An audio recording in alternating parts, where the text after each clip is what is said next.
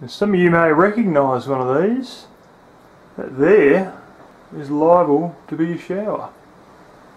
Yes, very shonky, hillbilly style cement sheet. At least I got a real base in it. Gee, that base looks a bit dirty on it. Oh, that's because of something I put in it before.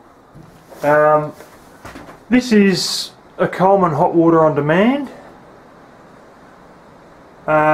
which has a pump going into this. Yes, that's right, that's what you think it is. There's a document storage tub, it's a very large one. Would you believe I've got it on this framework, and this here was originally formwork, and there's 3/4 inch form ply there. I actually laid a few inches of cement and sand mixture there and shook this storage tub to get it to seat in to the cement and sand mixture.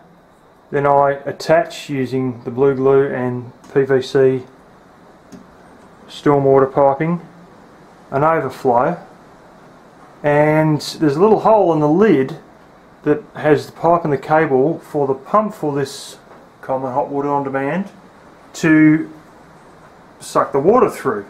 And then if you've ever used one of these, you'll notice there's the tap, there's a little connector there, and you buy this little shower head accessory.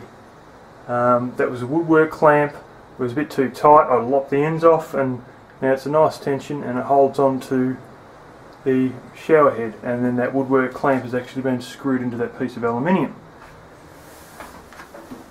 There's a tap here that I turn on, which runs along that garden hose, which has another hole in that thing which feeds into that. And when it's full, it then overflows. Now these hot water on demands, they're alright machines when you get your second one. So many people I've talked to has had their first one go bang on them. I had my first one go bang very, very quickly, but I later realised there's something I'd done which I probably shouldn't have done, which may have caused the premature death of the first one. You will also note there is an actual decent sized battery there. This is switches and plugs. Behind there, that's zip ties that hold onto a mains charger, which is plugged into that cable, which continues right down to that one there. Often people have their first one die and the second one run brilliant. The first one I was not impressed, although I later realised it's something I probably shouldn't have done to it. The second one, I'm not joking, this has gone for like closing in on 2 years. The batteries in these hot water on demands, if you've ever had one, you may notice the pump kicks up and then sort of slows down, up, and it sounds like an old truck trying to get up a hill. Sort of speeds up, slows down, speeds up, slows down. It's got a lot to do with the fact they just don't give you a big enough battery.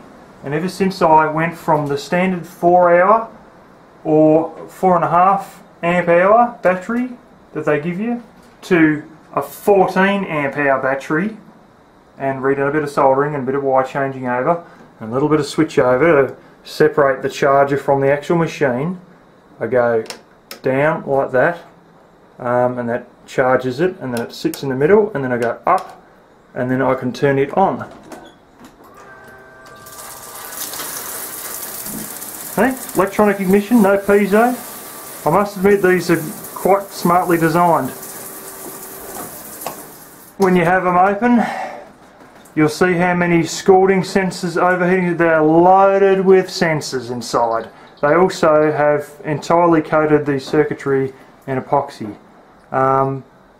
They can be grief, and often people have one that may be grief and then turns out to be very good. So I'm sort of annoyed with the first one and extremely sort of relieved that the second one has had a lot better performance. But anyway, that's my shower rig.